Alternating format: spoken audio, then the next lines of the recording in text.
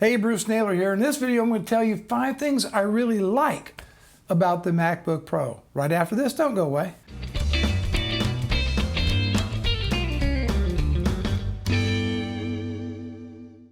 Hey, thank you for watching my video. Always appreciate it when you like my video, and I always enjoy your comments down below. Well, most of the time. No, just kidding.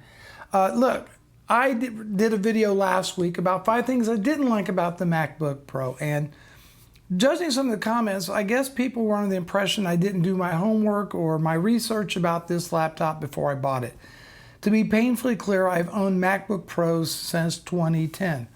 I knew exactly what I was getting into. The purpose of that video was point out the 5 different compromises I had to make in order to continue owning and purchasing the MacBook Pro product. Just because you compromise doesn't mean you have to be happy about those compromises, right? And that's what the purpose of the video.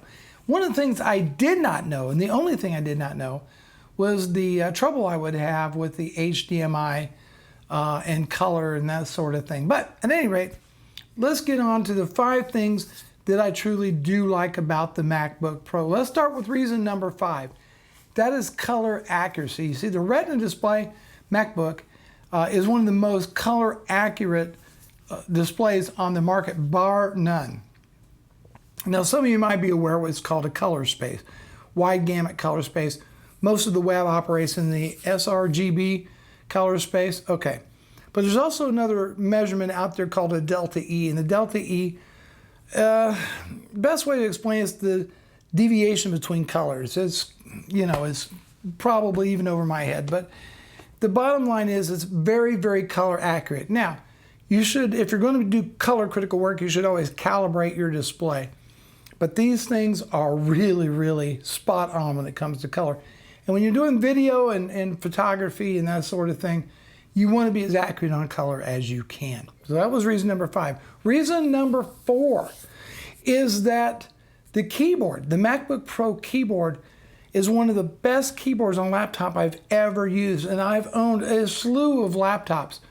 I would have to say the ThinkPad, though, was also another keyboard I really, really like, but the MacBook Pro has just an awesome island-style keyboard that's a pleasure to use. I can type very, very quickly on that. And I've owned all kinds of keyboards, including mechanical keyboards, membrane keyboards, etc.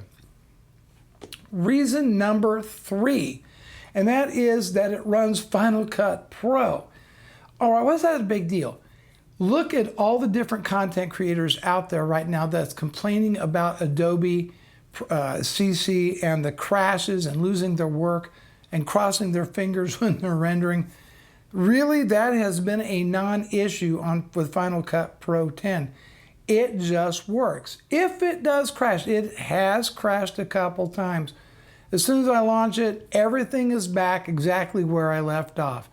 Other content creators that are using the Adobe suite, they're not as fortunate, but don't take my word for it. Just search and you'll see what I'm talking about. So Final Cut, the ability to run Final Cut, to edit my videos, was huge. That was one of the deciding factors. It won't work on PC. No, I'm not going to use a Hackintosh in a production environment. That just ain't going to happen. Reason number 2, performance. Everybody's needs are different, but here's essentially what I need a laptop to do. I need to run Windows. There are certain applications Windows I need to use. I need to run Final Cut Pro. Got to have that. There's other business applications that I use. None of them very much Mac specific, but the video editing is huge for me. That is a big part of what I do. So virtual machines, business applications, video and audio editing. Those are my needs. You'll notice I didn't say gaming. I already have a gaming PC that I built going on 2 years ago, which I need to upgrade the video card on that here shortly. I'll probably make a video about doing just that. So the performance of the machine has been splendid. Now, I am not an iMac fan at all. Just not crazy about iMacs. The Mac Pro I cannot justify price-wise. So the MacBook Pro was the way to go. The 15.4 inch screen on this thing is just a perfect size for me. if I do travel, go on vacation, etc. So it's just the right size laptop for me and offers a nice balance of power and performance. And the 512 gigs of flash storage is insanely fast in copying files and so forth. So I'm very, very pleased with that. The wireless AC is also great on it as well. Finally, reason number one.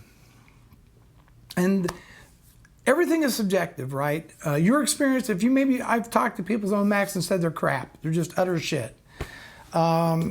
I've always had great luck with these computers. I've owned laptops in the past from the following companies: Toshiba, Fujitsu, ThinkPad. At the time, I think it was when IBM still owned them. Acer, just to name a few of the laptops that I've owned. Of all the laptops I've ever owned, only my MacBook Pros are the only ones that still run. I have two of them that are 5 years old, still work just as well as the day they were new.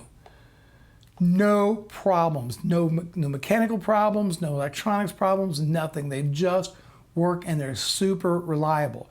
And reliability is a big part of the deal. Yes, you pay big money for them, but it has been my experience and other people I know who own MacBook Pros that have had a wonderful experience with the reliability of the machines, the way they're built. They just are little tanks, really. They're just so well made. The iMac, not so much. I know plenty of people that their 3-year-old iMacs die on them for one reason or another. Wouldn't own one, just ain't gonna happen. But that's it, that's the reliability. And by the way, I've never mentioned price or money on them in either video, but I will say this. I sold one of those two MacBook Pros for just under $500, 5 years old. There ain't too many PC laptops out there that you're going to be able to do that at the 5-year mark. So all in all, and I tell you what, it's still a great computer. It's worth every nickel. So that's resale value on it as well. So those are the 5 reasons for me. This is all subjective. The reasons I like the machine, you may not care about. The reason I dislike the machine, you may not care about. Everybody's different. But that's why I made the compromises to get to the good stuff in this particular laptop. Thank you so much for watching, and can't wait to read your comments down below. I'll talk to you later.